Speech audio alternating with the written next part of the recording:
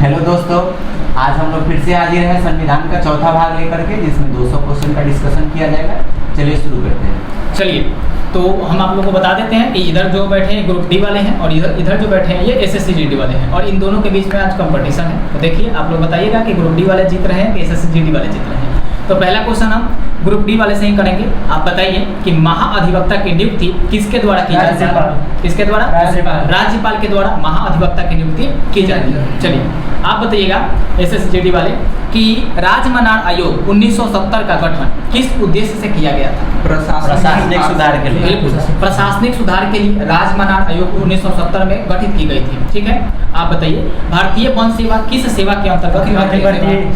अखिल भारतीय सेवा के अंतर्गत आती है। आपका जवाब बिल्कुल सही है। चलिए, आप बताइएगा कि जिला न्यायाधीश की नियुक्ति किसके द्वारा की जाती है? राज्यपाल द्वारा। बहुत ही अच्छा। जो जिला के न्यायाधीश होते हैं ना, इनकी नियुक्ति राज्यपाल करते हैं। चलिए, ग्रुप डी वाले आप बताइए कि संविधान में संशोधन किसके द्वारा किया जा सकता है? बिल्कुल, संसद अगर चाहे तो संविधान में संशोधन कर सकती है। संसद को यह अधिकार दिया गया है। चलिए, आप बताना है एसएससी जीडी वाले को कि 73वें संविधान संशोधन अधिनियम के द्वारा किस विषय से संबंधित कानून बनाया गया है? पंचायती राज व्यवस्था। पंचायती राज व्यवस्था को लागू करने के लिए संविधान में 73वां संविधान संशोधन किया गया था। बिल्कुल सही जवाब है आपका। आप बताइएगा कि किस मौलिक अधिकार को डॉक्टर अंबेडकर के द्वारा संविधान का हृदय और आत्मा कहा गया है? संवैधानिक उपचारों का अधिकार। संवैधानिक उपचारों का अधिकार जो आर्टिकल 32 में वर्णित है। डॉक्टर भीमराव अंबेडकर ने संविधान की आत्मा का संबोधित किया। बहुत ही अच्छा जवाब है आप लोग का। बताइएगा कि एसएससी जीडी वाले बताएंगे कि जब कोई सरकारी अधिकारी अपने सार्वजनिक कर्तव्य का निर्वाह नहीं करता है और जिसके कारण व्यक्ति के मौलिक अधिकार का हनन होता है, तो न्यायालय किस रीट के आधार पर पदाधिकारी को उसके कर्तव्यों का पालन करने का आदेश जारी कर सकता है? परमादेश। बिल्कुल, परमादेश के आधार पर, जिसे मैंडेवियस कहते हैं, इसके आधार पर जो सर्वोच्च न्यायालय होंगे वो उनके अधिकारी जो होंगे उनको अपना कार्य ठीक से करने के लिए क्या कर सकते हैं? निर्देश दे सकते हैं। ठीक है ना। अगला क्वेश्चन कि जब कोई व्यक्ति किसी सार्वजनिक पद पर गैर कानूनी तरीके से बना रहता है तो उसके विरुद्ध कौन सा रिट न्यायालय द्वारा जारी किया जाता है? अधिकार परीक्षा जारी की जाती है, जिसे हैबियस कॉर्पस कहते हैं। ठीक है। अगला क्वेश्चन आप बताइएगा कि पंचायती राज व्यवस्था को किस संविधान संशोधन द्वारा लागू किया गया? 73वां संविधान संशोधन के द्वारा पंचायती राज व्यवस्था को लागू किया गया। बिल्कुल सही जवाब है। आप बताइएगा कि संविधान के किस अनुच्छेद में संशोधन करके अनुसूचित जाति तथा अनुसूचित जनजाति आयोग की स्थापना की गई? आर्टिकल 338 में संशोधन किया गया है और अनुसूचित जाति तथा अनुसूचित जनजाति के लिए क्या किया गया है?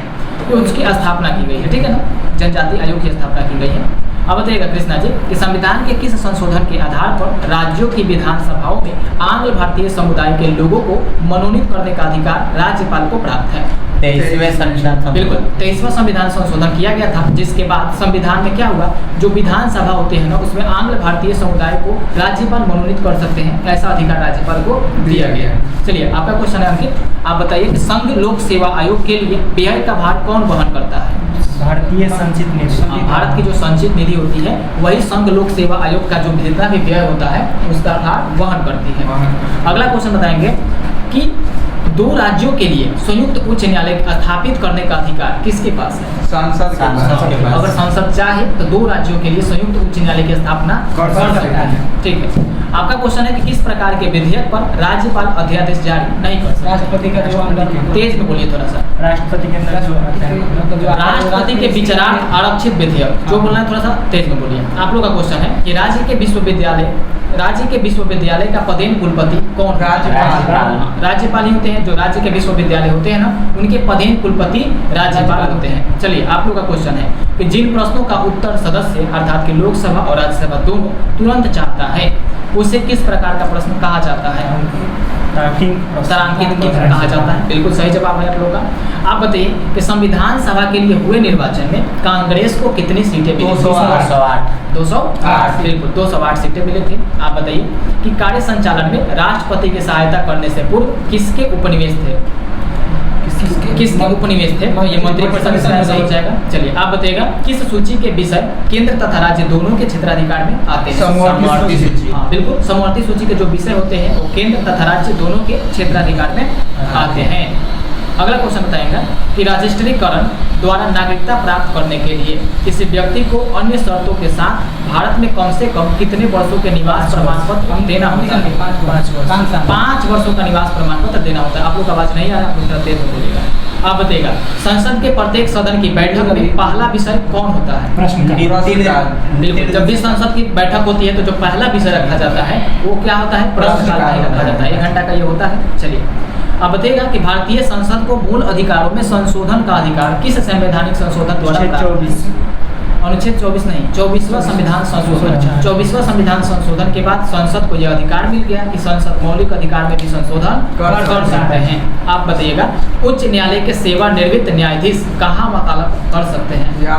सर्वोच्च न्यायालय या सर्वोच्च न्यायालय। बिल्कुल, अन्य उच्च न्यायालय या फिर सर्वोच्च न्यायालय। अन्य उच्च न्यायालय में भी कर सकते हैं या फिर सर्वोच्च न्यायालय में भी कर सकते हैं। आपका क्वेश्चन है, संविधान सभा के निर्वाचित सदस्यों को किसने प्रत्यक्ष रूप से निर्वाचित किया था?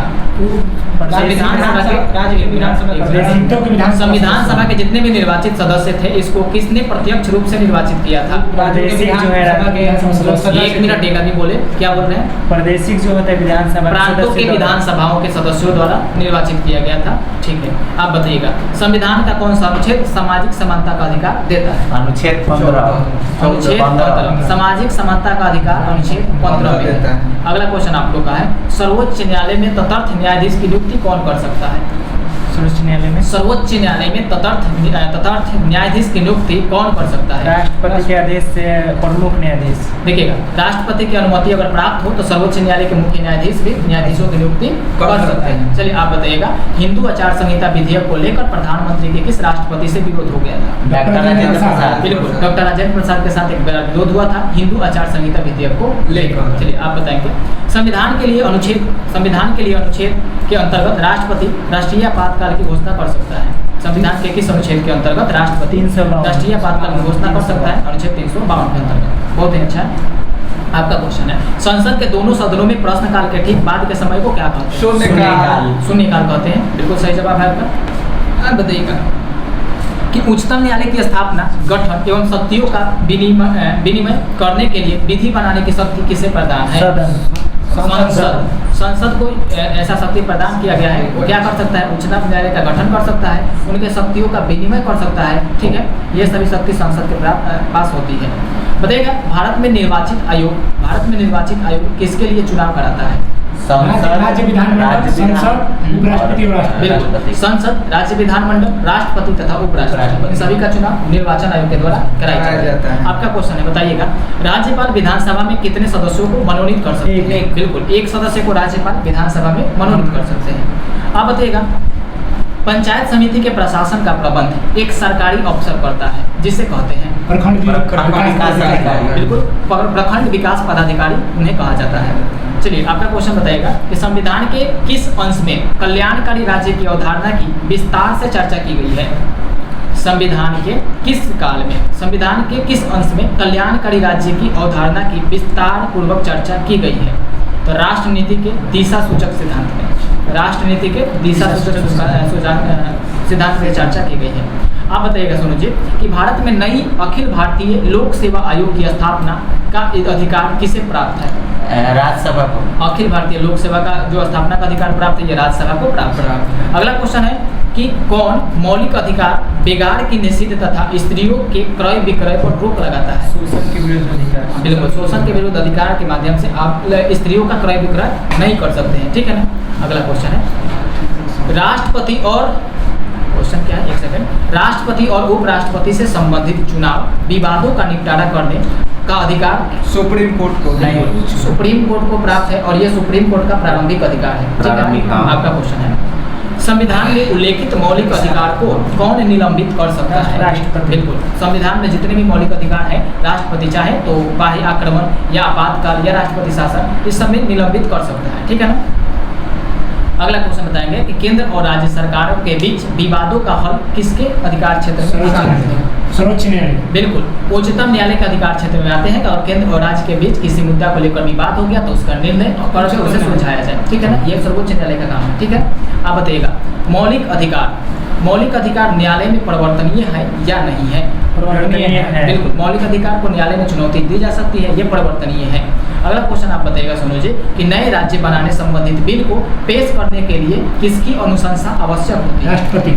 बिल्कुल, अगर आपको नया राज्य बनाना है तो आप संसद में बिल पेश करने से पहले आपको राष्ट्रपति से एक बार क्या लेना पड़ेगा? अनुमति लेना पड़ेगा। अब आर्टिकल है, आप बताइएगा उद्योग के प्रबंध में कर्मकारों का भाग लेना किस अनुच्छेद में कहा गया है? अनुच्छेद 43 के क के अंतर्गत कही गई है कि उद्योग के प्रबंध में कर्मकार क्या करेंगे? भाग ले सकते हैं। आप बताइएगा नागरिकों के लिए एक समान सिविल संहिता की बात किस अनुच्छेद में कही गई है? अनुच्छेद 44। एक समान सिविल संहिता की बात अनुच्छेद 44 को कही गई है। अगला क्वेश्चन आप बताइएगा ग्रुप डी वाले कि अनुसूचित जातियों, अनुसूचित जनजातियों और अन्य दुर्बल वर्गों की शिक्षा और अर्थ संबंधित हितों की अभिवृद्धि किस अनुच्छेद में कही गई है? 46। तेज में बोलिए। 46। अनुच्छेद 46 में बात कही गई है। चलिए अगला क्वेश्चन आप बताएं कि पोषण स्तर और जीवन स्तर को ऊंचा करने तथा लोक स्वास्थ्य का सुधार करने का राज्य का कर्तव्य है। यह बात कही गई है किस अनुच्छेद में? अनुच्छेद 47। बिल्कुल, अनुच्छेद 47 में बात कही गई है। चलिए आप बताइएगा राज्य कृषि और पशुपालन को आधुनिक और वैज्ञानिक प्रणाली से संगठित करने का प्रयास करेगा। जो राज्य है वो कृषि और पशुपालन को आधुनिक और वैज्ञानिक प्रणाली से संगठित करने का प्रयास करेगा और विशिष्टता गायों और बछड़ों तथा अन्य दुधारू और वाहक पशुओं की नस्लों का परीक्षण और उसमें सुधार के लिए उसके वध को प्रतिषेध करेगा। ये बात किस आर्टिकल में कही गई? अनुच्छेद 48 में ये बात कही गई है कि जितने भी दुधारू पशु है उसका संरक्षण करना सरकार की जिम्मेवारी है, उसको उसके वध पर रोक लगाना ये सब किसकी जिम्मेवारी है? सरकार की जिम्मेवारी है। आर्टिकल 48 में ये बात कही गई है। अब बताइएगा राष्ट्रीय महत्व के स्मारकों को और स्थानों को संरक्षण प्रदान करना ये भी सरकार की जिम्मेवारी होती है। ये बात किस अनुच्छेद में कही गई? अनुच्छेद 49 में ये बात कही गई है कि जितने भी राष्ट्रीय स्मारक है और राष्ट्रीय स्थान है या राष्ट्रीय वस्तु है उसका संरक्षण करना सरकार की जिम्मेवारी है। ये अनुच्छेद 49 में बात कही गई है। अब देखिएगा माता पिता या संरक्षक जैसी भी स्थिति में हो, माता हो पिता हो या संरक्षक, संरक्षक मतलब कि जिसके संरक्षक में आप हैं, जिसके शरण में आप हैं, वो जैसी भी स्थिति में हो अपने बच्चों को शिक्षा देने का अवसर प्रदान करेंगे जिन बच्चों की आयु 6 से 14 वर्ष के बीच होंगी। ये बात कही गई है किस अनुच्छेद में? अनुच्छेद 51 के क में ये बात कही गई है। मतलब कि माता पिता और संरक्षक का ये मौलिक कर्तव्य है कि अगर उनके बच्चे 6 से 14 वर्ष के बीच के हैं तो उनको शिक्षा प्रदान करें, चाहे वो कैसी भी स्थिति में हो, ये भीख मांग के भी खा रहे हो तो भी बच्चों को शिक्षित करना है। ये माता पिता का कर्तव्य बनता है। ठीक है। सोनू जी का क्वेश्चन है भारत के राष्ट्रपति किस अनुच्छेद में वर्णित है? भारत का राष्ट्रपति अनुच्छेद 52 में ये बात कही गई है कि भारत में एक राष्ट्रपति होंगे। ठीक है। वही 53 में क्या कहा गया बताइए? 53 में कहा संघ की कार्यपालिका की शक्ति राष्ट्रपति में निहित होगी। ये बात 53 में कही गई है। आप बताइएगा राष्ट्रपति का निर्वाचन किस आर्टिकल में है? अनुच्छेद 54 में राष्ट्रपति का निर्वाचन की बात कही गई है। आप बताइएगा राष्ट्रपति के निर्वाचन की रीति मतलब कि राष्ट्रपति का निर्वाचन किस पद्धति से होगा? ये बात किस अनुच्छेद में कही गई है? 55। बिल्कुल, अनुच्छेद 55 में ये बात कही गई है कि राष्ट्रपति का निर्वाचन में कौन सा विधि अपनाया जाएगा। चलिए आपका क्वेश्चन है कि भारत का उपराष्ट्रपति किस अनुच्छेद में? अनुच्छेद 63 में वर्णित किया गया है भारत के उपराष्ट्रपति के बारे में।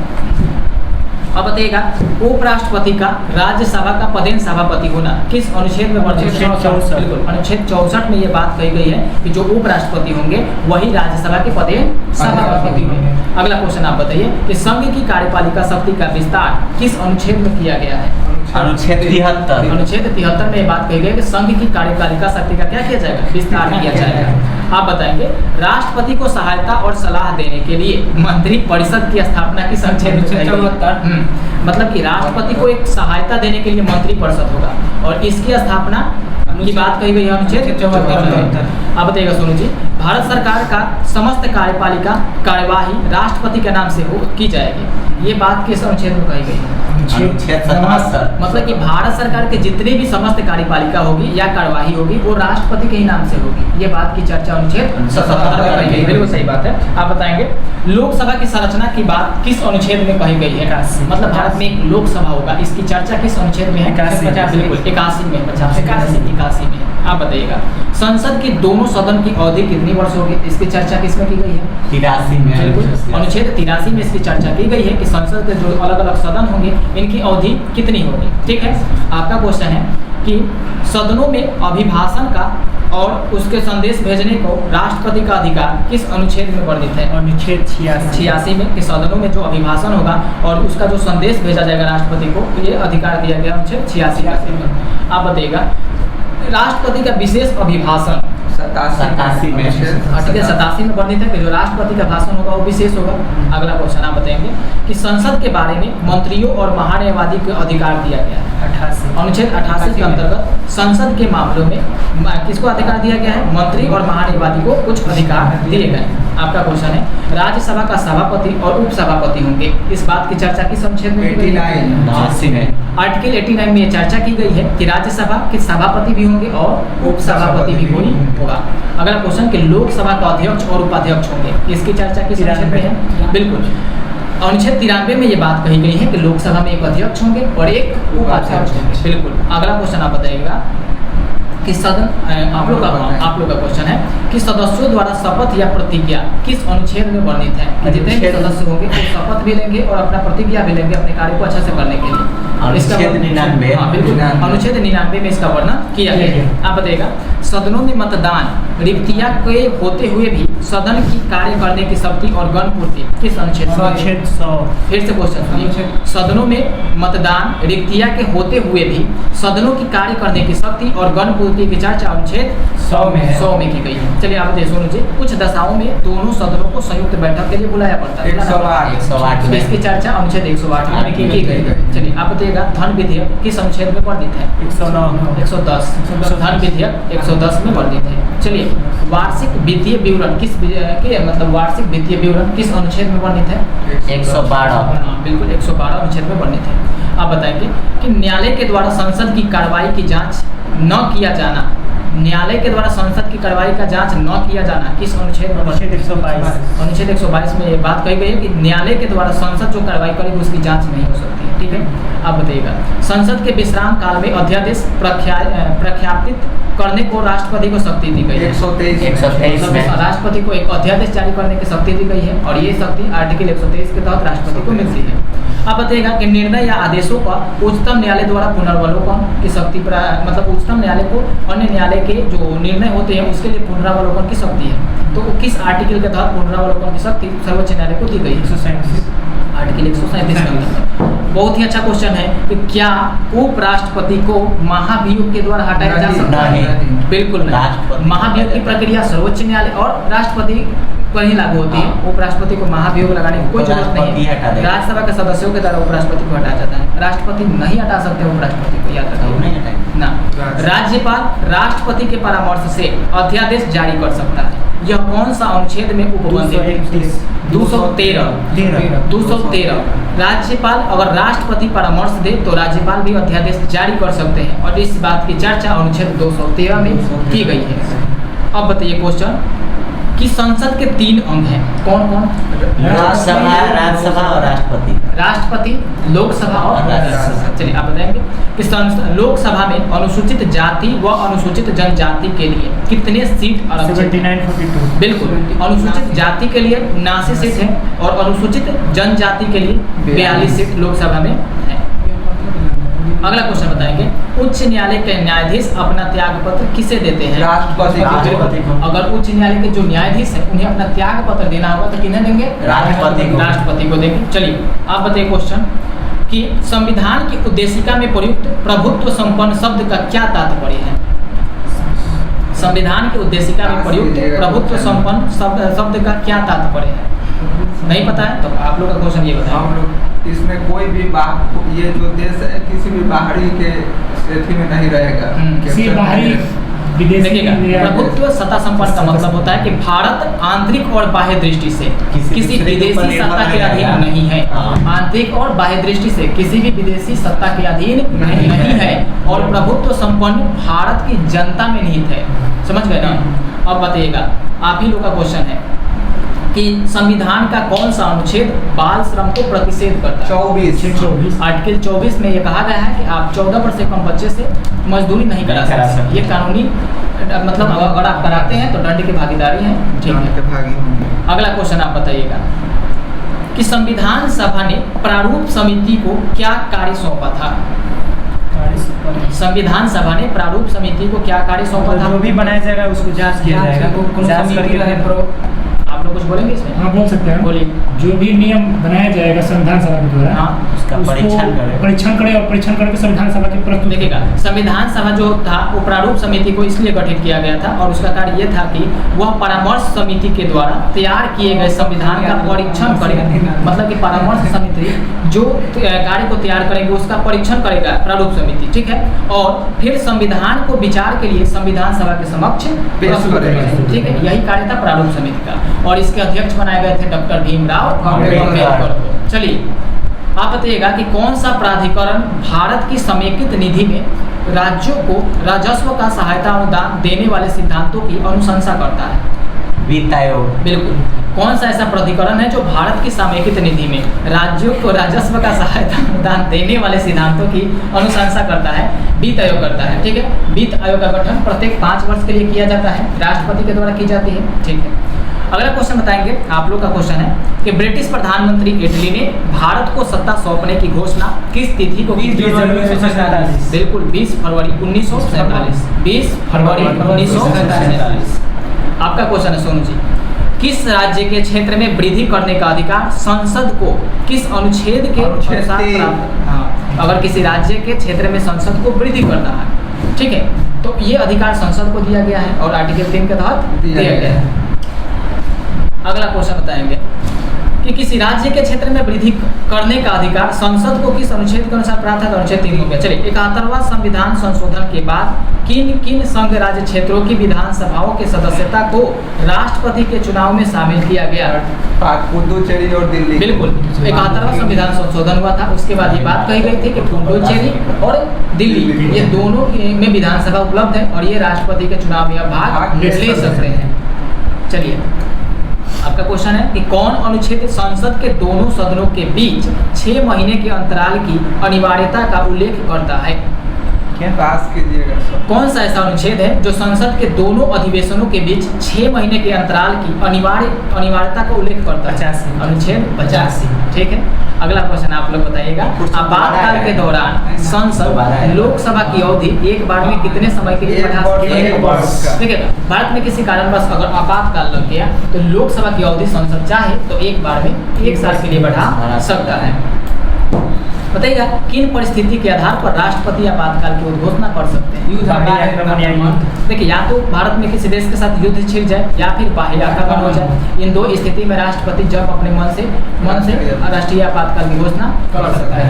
चलिए, अगला क्वेश्चन बताइएगा कि जब किसी विधेयक को राष्ट्रपति के पास भेजा जाता है तो कितने दिनों के भीतर उसे विधेयक पर कार्रवाई करना आवश्यक है? बिल्कुल, ये राष्ट्रपति के विवेक पर निर्भर करता है कि उस विधेयक पर वो सिग्नेचर करेंगे या उस विधेयक को वहीं पर समाप्त कर देंगे।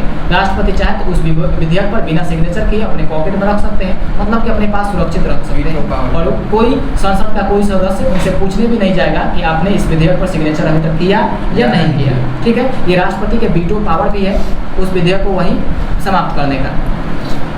अगला क्वेश्चन आप बताइएगा, 26 जनवरी 1950 से राष्ट्रपति पद के लिए प्रथम चुनाव होने तक भारत का अंतरिम राष्ट्रपति कौन थे?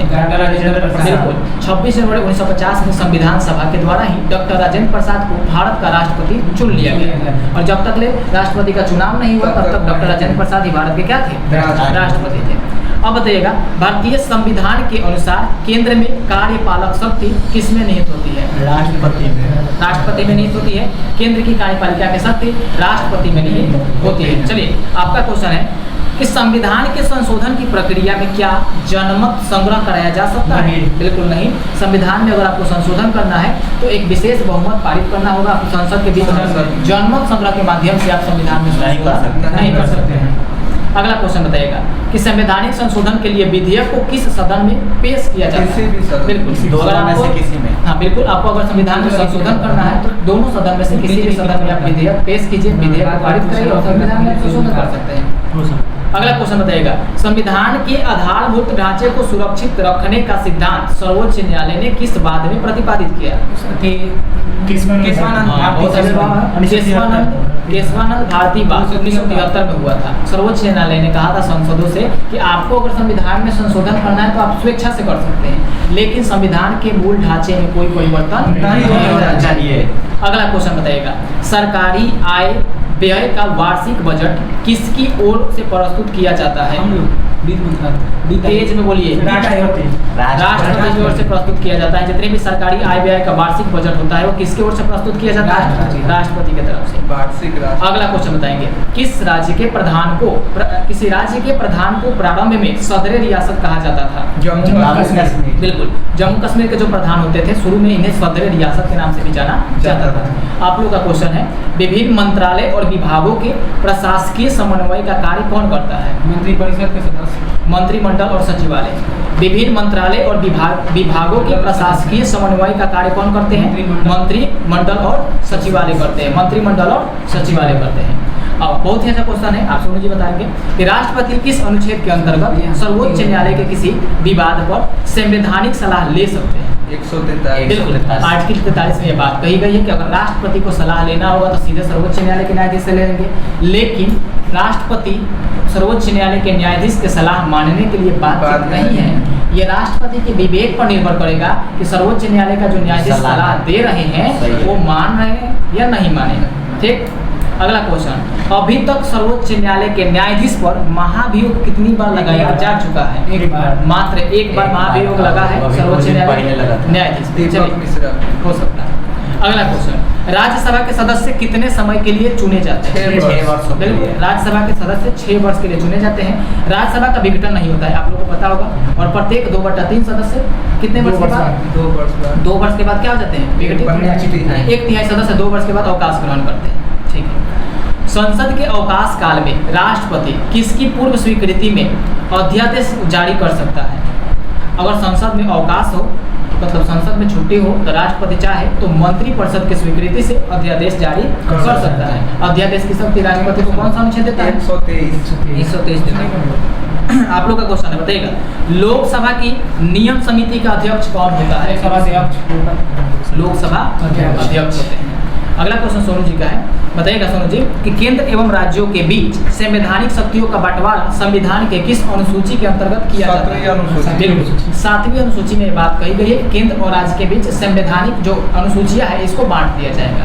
मतलब 3 सूची है, 3 सूची की चर्चा मिलती है। 7वीं अनुसूची में केंद्र सूची जिस पर सिर्फ केंद्र सरकार का अधिकार होता है, राज्य सूची जिस पर सिर्फ राज्य सरकार का अधिकार होता है, और एक होता है समवर्ती सूची। समवर्ती सूची ऐसा सूची है जिस पर केंद्र सरकार और राज्य सरकार दोनों का अधिकार होता है। दोनों का भागीदारी। अब बताइएगा, संविधान के किस अनुच्छेद में ऐसी व्यवस्था की गई है कि भारत का एक उपराष्ट्रपति होगा? आर्टिकल 63 में यह व्यवस्था की गई है कि भारत का एक उपराष्ट्रपति होगा। आपका क्वेश्चन है कि संविधान के किस अनुच्छेद के आधार पर राष्ट्रपति वित्तीय आपात की उद्घोषणा कर सकते हैं? 360। वित्तीय आपातकाल की उद्घोषणा राष्ट्रपति आर्टिकल 360 के अंतर्गत करते हैं, और अभी तक भारत में एक भी बार वित्तीय आपातकाल नहीं किया गया। आप बताइएगा, भारतीय संविधान संशोधन प्रक्रिया किस देश के संविधान से ली गई है? दक्षिण अफ्रीका से संविधान से ली गई है। बहुत ही अच्छा। आपका क्वेश्चन है सोनू जी कि अनुच्छेद 21 के अंतर्गत किस प्रकार की स्वतंत्रता का संरक्षण प्राप्त है? प्राण और दैहिक। बिल्कुल, अनुच्छेद 21 में प्राण एवं दैहिक स्वतंत्रता दी गई है, जिसे आपातकाल में भी निलंबित नहीं किया जा सकता है। चलिए, आप लोग का क्वेश्चन है, संविधान की किस अनुसूची में दल बदल विरोधी कानून विषयक का प्रावधान किया गया? 10वीं अनुसूची। बिल्कुल, 10वीं अनुसूची में प्रावधान किया गया है। राजीव गांधी के समय एक संशोधन किया गया था, 52वां संविधान संशोधन, और दल बदल कानून को जोड़ा गया था 10वीं अनुसूची में। ठीक है ना। अगला क्वेश्चन बताइएगा, आपातकाल की घोषणा के दौरान लोकसभा का कार्यकाल कितना बढ़ाया जा सकता है? एक वर्ष में सिर्फ 1 साल, मतलब एक बार में सिर्फ 1 साल के लिए लोकसभा का कार्यकाल बढ़ाया जा सकता है। चलिए, आपका क्वेश्चन है और लास्ट क्वेश्चन है कि भारतीय संविधान के किस एक संशोधन के द्वारा राष्ट्रपति को कोई भी मामला मंत्रिपरिषद के द्वारा पुनर्विचार किए जाने के लिए वापस भेजने का अधिकार दिया गया है? देखिए, संविधान में 44वां संशोधन किया गया 1978 में, और ये कहा गया कि भारतीय संविधान के भारतीय संविधान का जो संशोधन होगा उसमें राष्ट्रपति को कोई भी मामला मंत्रिपरिषद के द्वारा पुनर्विचार किए जाने के लिए वापस भेजा जा सकता है। ठीक है, तो आज का डिस्कशन हम लोग यहीं पर समाप्त करेंगे। हम लोग कल इसके अगले पार्ट के साथ मिलते हैं। तो चलिए आप लोग भी अपना पढ़ाई करते रहिए और अपने तैयारी को इम्प्रूव करते रहिए, क्योंकि आप लोग का भी एग्जाम हम लोग के ही साथ होगा। चलिए धन्यवाद, आज के लिए बस इतना ही।